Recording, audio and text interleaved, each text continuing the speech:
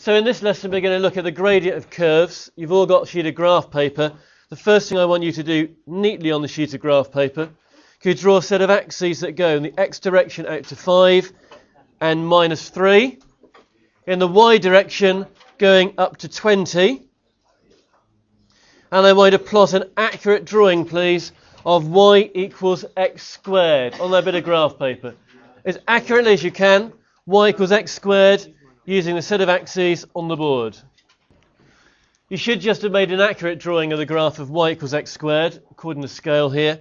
If I look at a slightly better sketch, and I deliberately haven't done mine to scale, because I want you to work this out for yourself in a minute, got a slightly better one here, just some of the points highlighted. What we're trying to do today is find the gradient of the curve at this point down here, at the point 39, that point on the curve. And what we're going to do to start with is try and find the gradient of this line. Now, on your accurate drawing, I just want you to draw this straight line joining the point 39 to the point 416. And I want you to make a right-angled triangle with that as the hypotenuse. So I want to come along the horizontal distance and down in the vertical distance to make that right-angled triangle. And then we're going to work out the gradient of the diagonal line, the sloping line, by working out the height and the width of this right-angled triangle. So the width, the distance along the bottom, along the x-axis, it went from 3 to 4. So that has got a width of 1. And if we look at the vertical distance, that was along the y-axis from a height of 9 up to a height of 16. So that's got a height of 7. So the gradient of that line will be the distance it's gone up divided by the distance it's gone across.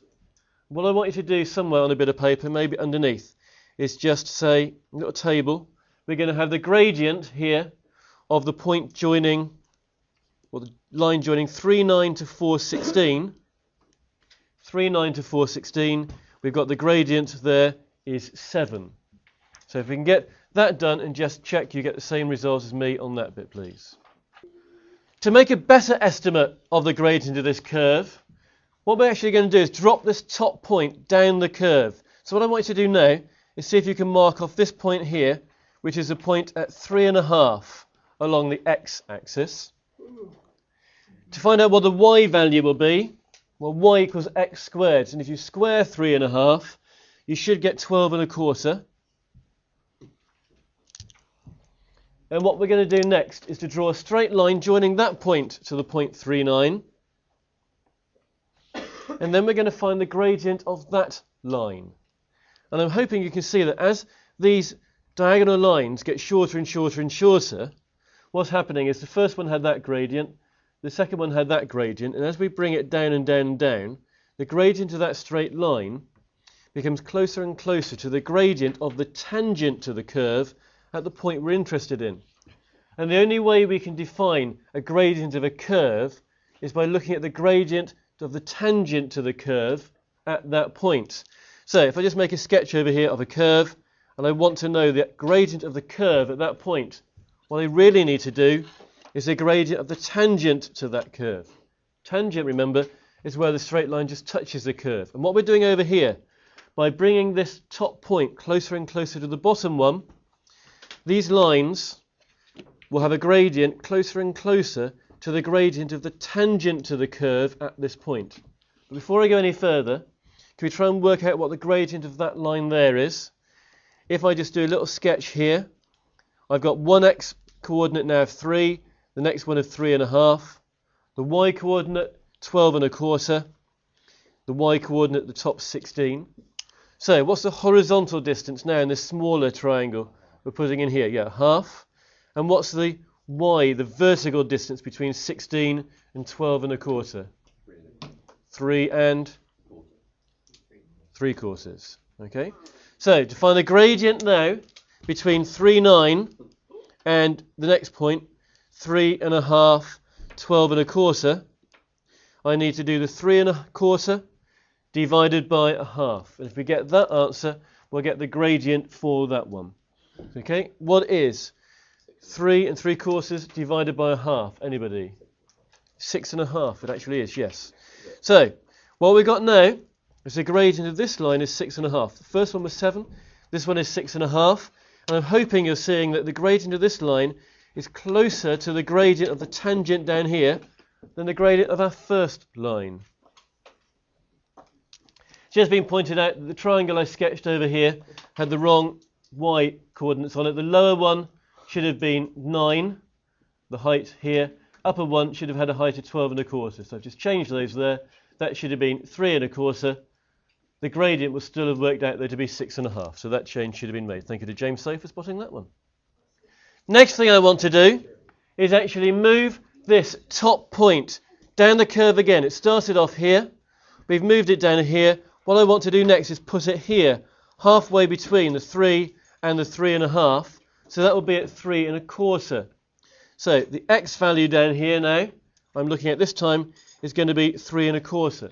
If I just do another sketch to make it a little bit clearer what's going on, we've got our curve, and I'm now looking at the point at the bottom will still be 3,9, and the point I'm looking at now has got an x value of 3.25, and the y value to go with that will be whatever 3.25 is squared. Can anybody tell me what 3.25 is squared? 10 and 9/16. Okay. So the gradient joining these two, if you want to draw the diagonal line in, if you want to do a little separate sketch to show you what's going on, you can do. Okay. Got my right angled triangle here. Along from 3 to 3.25 is 1/4. Up the side from 9 to 10 and 9/16 is 1 and 9/16. And the gradient of that line will be the going up the side one divided by what's on the bottom. And that gradient works out to be 6.25. Okay. So that's the calculation. So just going back to what we had earlier on, and that will appear back on the screen for those in my class in a minute. What we have now got, we've got that line had a gradient 7. That line had a gradient 6.5. We've now come down again. The next line has got a gradient of 6.25. And as this point is getting closer and closer to the point we're interested down here, the gradient was 7, 6.5, and it's now 6.25. And we can write that one down here in our table when the x value is 3.25 and the y value was 10 and 9/16. We're getting a gradient of 6.25.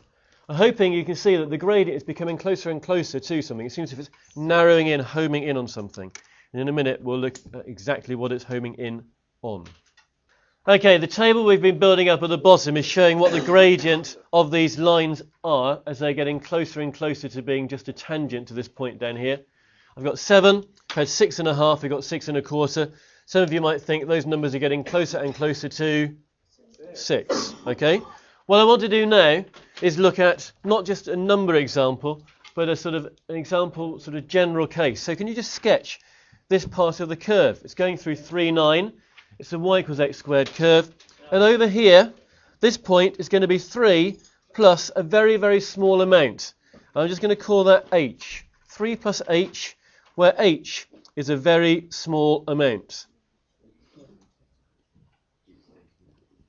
So, if h is a very small amount, I'm actually going to put my triangle in right now. That means h is this distance along the bottom. I've gone along the curve the very small distance h. So my x-coordinate on this curve will be 3 plus h. What will my y-coordinate be there? What will my y-coordinate be on the curve y equals x squared if x is 3 plus h? All you need to do is stick the x value up here. So what will you get? If the x is that, y is x squared, what will y be in terms of this thing here? Sorry? Not just h squared, because the x value isn't just h. The x value is all of this thing here. So it's x squared, x is a 3 plus h, the y coordinate will be 3 plus h, all squared. Okay. Just the same way that earlier when the x coordinate was 4, the y coordinate was 16, that was just that thing there, 4 squared. So here the x coordinate is 3 plus h, the y coordinate is just this thing here, squared. 3 plus h squared. So we've got this y coordinate over here. It's 3 plus h all squared.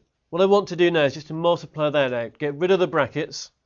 So that's 3 plus h multiplied by 3 plus h. Whichever technique you use to do this, when you multiply it out, you should be doing a 3 times by 3, which is a 9, an h times by a 3, which is a 3h, a 3 times by an h, which is another 3h, and an h times by an h, which is an h squared. They're all being added together. So you should be getting there 9 plus 6h plus h squared. So that means that that y coordinate over here, that bit is exactly the same as 9 plus 6h plus h squared. We can see that there. So that coordinate is 3 plus h and that. So I want to look at this right angled triangle here again. I'm going to sketch that out, and I suggest you sketch that out separately as well. I make some of this smaller, we can all squeeze some of it on together. So this right angled triangle. So that is this triangle along here.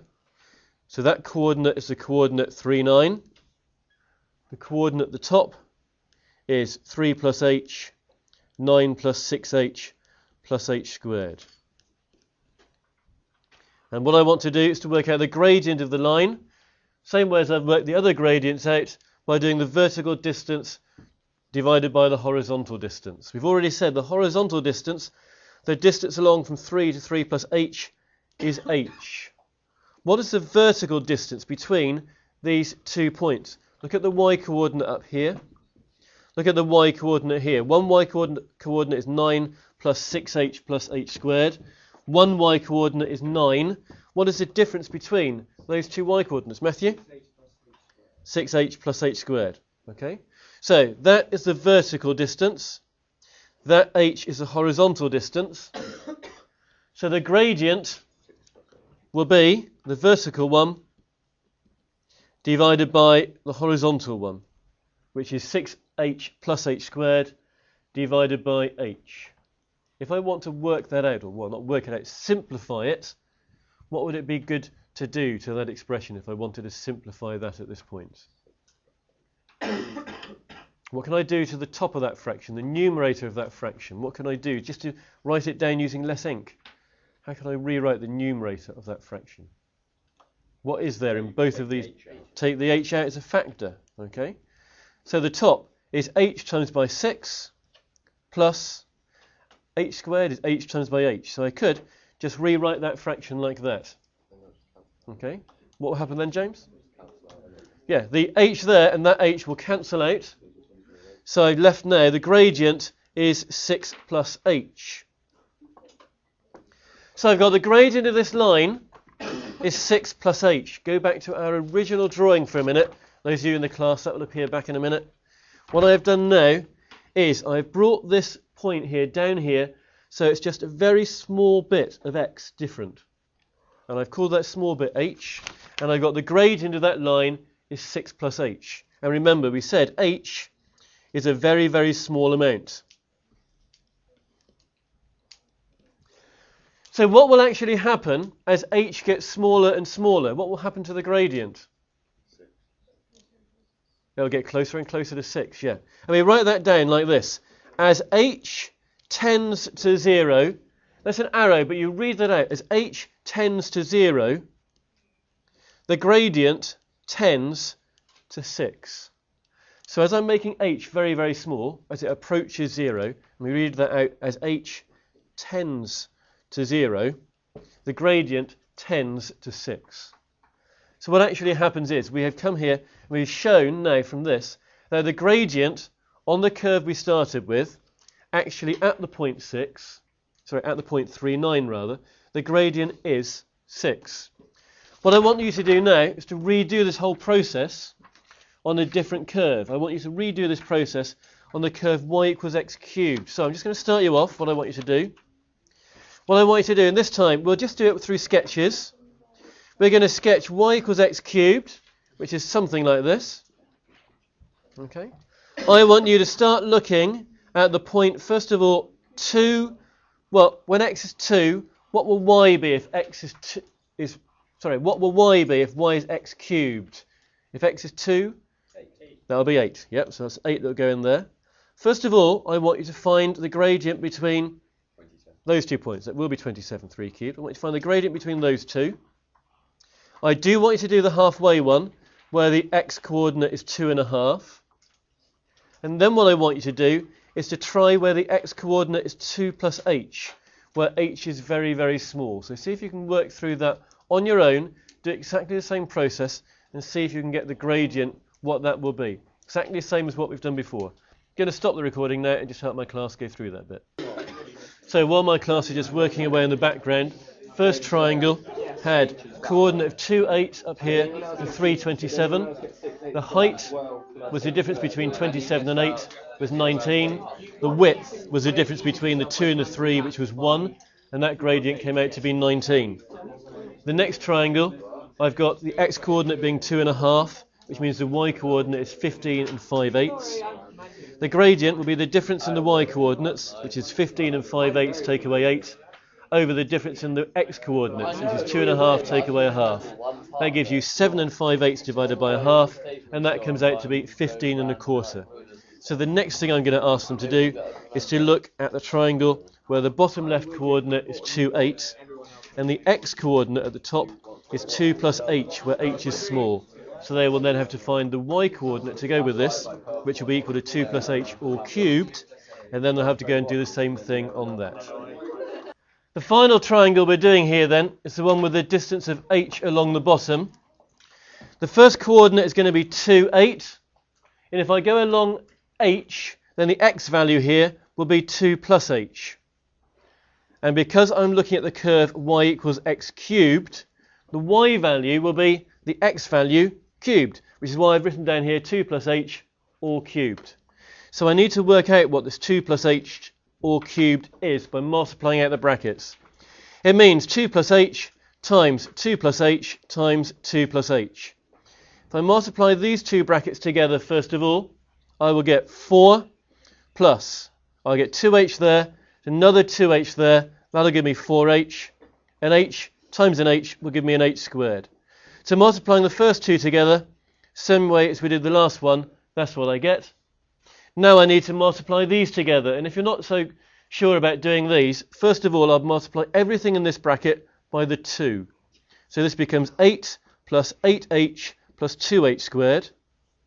Then I'll multiply everything in the first bracket by a positive h. So I'll get 4h squared, and h cubed. Then what I want to do is to simplify that by gathering my similar bits together.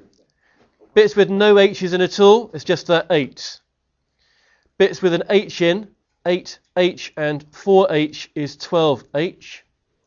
H squared bits, there are 2 there and 4 there, which is 6h squared. And I've still got the h cubed. That means the coordinate at the top here of this triangle on the curve is going to be 2 plus h and 8 plus 12h plus 6h squared plus h cubed. That will be the coordinate at the top. Okay, so we've got now this top coordinate. So what I want to do now is to find the gradient of the line. The gradient of the line, even if you go back to a formula we had before for the gradient of the line and you want to use it, we can do. Shh. Can we be quiet down here, please, Luke? Shh. Right, it is the y-coordinate at the top, which we've just worked out, was this. The 8 plus 12h plus 6h squared plus h cubed. Take away the y-coordinate at the bottom. And the y-coordinate at the bottom was 8. The x-coordinate on the right was 2 plus h, and on the left was 2. So on the bottom it's 2 plus h, take away 2. This is a fraction you will get that will give you the gradient. That take away 8 will cancel with that 8. That minus 2 will cancel with that 2, just on those lines. So the sum we get is 12h plus 6h squared plus h cubed over h. In doing what we did last time, we can factorise this top bit. There's an h in each bit.